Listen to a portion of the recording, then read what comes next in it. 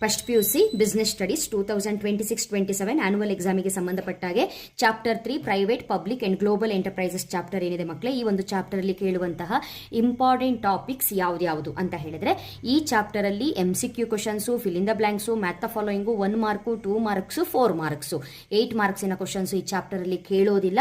Only 4 marks ವರೆಗೆ section C ವರೆಗೆ ಮಾತ್ರ ಕೇಳ್ತಾರೆ. ಅದರಲ್ಲೂ ವೆರಿ ಇಂಪಾರ್ಟೆಂಟ್ ಆಗಿ ಸೆಕ್ಷನ್ ಸಿ 4 ಮಾರ್ಕ್ಸ್ಗೆ ಹಾರ್ಟ್ಸ್ ಕ್ವಶನ್ಸ್ ಅನ್ನ ಕೇಳ್ತಾರೆ. ಆ ಕ್ವಶನ್ಸ್ ಯಾವುದು, ಅದಕ್ಕೆ ಯಾವ ರೀತಿಯಾಗಿ ಆನ್ಸರ್ಸ್ ನ ಬರೀಬೇಕು ಅನ್ನೋದಕ್ಕೆ ಸಂಬಂಧಪಟ್ಟಾಗೆ ಈ ಒಂದು ಶಾರ್ಟ್ ವಿಡಿಯೋ ಇರುತ್ತೆ. ಈ ವಿಡಿಯೋದಲ್ಲಿ ಎಷ್ಟು ಕ್ವಶನ್ಸ್ ಗಳು ಕವರ್ ಆಗತ್ತೆ, ಆ ಕ್ವಶನ್ಸಿಗೆ ಆನ್ಸರ್ ಏನು ಅನ್ನೋದನ್ನ ಡೀಟೇಲ್ ಆಗಿ ಹೇಳಲಿಕ್ಕಾಗಲ್ಲ. ಹಾಗಾಗಿ ಎವ್ರಿ ಚಾಪ್ಟರು ನಾನು ಲಾಂಗ್ ವಿಡಿಯೋನ ಅಪ್ಲೋಡ್ ಮಾಡ್ತಾ ಇದ್ದೀನಿ. ಆ ವಿಡಿಯೋನ ವಾಚ್ ಮಾಡಿದ್ರೆ ನಿಮಗೆ ಪ್ರತಿ ಕ್ವಶನ್ಸಿಗೂ ಆನ್ಸರ್ ಸಿಗುತ್ತೆ.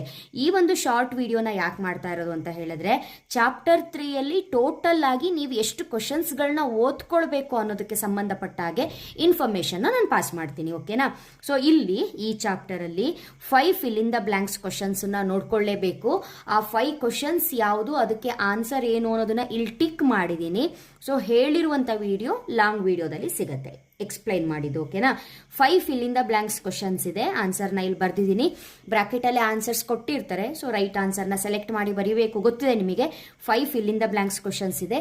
ಅದೇ ರೀತಿ ಮ್ಯಾಥ್ ದ ಫಾಲೋಯಿಂಗಿಗೆ ಕವರ್ ಆಗುವಂತಹ ಟಾಪಿಕ್ಸ್ ಗಳು ಇಲ್ಲಿದೆ. ಇದಿಷ್ಟು ಕೂಡ ಮ್ಯಾಥ್ ದ ಫಾಲೋಯಿಂಗಿಗೆ ಕವರ್ ಆಗುತ್ತೆ. ಇಲ್ಲಿ ನಿಮಗೆ BIFR ಅನ್ನೋ ಒಂದು ಕಾನ್ಸೆಪ್ಟ್ ಬಂದಿರೋದ್ರಿಂದ ಹಾಗಂದ್ರೆ ಏನು ಅನ್ನೋದನ್ನ ಎಕ್ಸ್ಪ್ಯಾಂಡ್ ಮಾಡಿ ಬರ್ದಿದ್ದೀನಿ. ಓಕೆ, ನೆಕ್ಸ್ಟು ಈ ಒಂದು ಚಾಪ್ಟರ್ ಅಲ್ಲಿ 1 ಮಾರ್ಕಿನ 11 ಕ್ವಶನ್ಸ್ ಇದೆ. ಈ 11 ಕ್ವಶನ್ಸು 1 ವರ್ಡು, 1 ಸೆಂಟೆನ್ಸು, ಎಕ್ಸ್ಪ್ಯಾಂಡು ಎಲ್ಲವೂ ಕೂಡ ಇನ್ಕ್ಲೂಡ್ ಆಗಿದೆ. ಈ ಚಾಪ್ಟರ್ ಅಲ್ಲಿ ಎಕ್ಸ್ಪ್ಯಾಂಡ್ ಕ್ವಶನ್ಸು ತುಂಬಾನೇ ಇಂಪಾರ್ಟೆಂಟ್ ಇರುತ್ತೆ, ಅದನ್ನ ನೋಡ್ಕೊಳ್ಬೇಕು. ದೆನ್ ಪಾರ್ಟ್ B ಗೆ ಬಂದ್ರೆ 2 ಮಾರ್ಕ್ಸಿನ 8 ಕ್ವಶನ್ಸ್ ಇದೆ.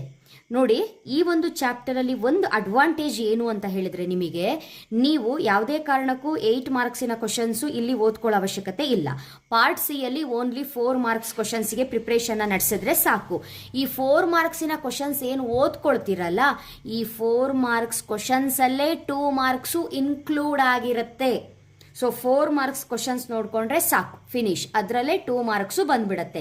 ಸಪರೇಟ್ ಆಗಿ 2 ಮಾರ್ಕ್ಸ್ಗೆ ಓದ್ಕೊಳ್ಬೇಕು ಅನ್ನುವಂಥ ಚಾನ್ಸಸ್ ಇಲ್ಲಿಲ್ಲ. ಸೊ ಸೆಕ್ಷನ್ ಸಿ ಅಲ್ಲಿ ಟೋಟಲ್ ಆಗಿ 9 ಕ್ವಶನ್ಸ್ ನೋಡ್ಕೊಳ್ಬೇಕು. ಆ 9 ಕ್ವಶನ್ಸ್ ಇಲ್ಲಿದೆ.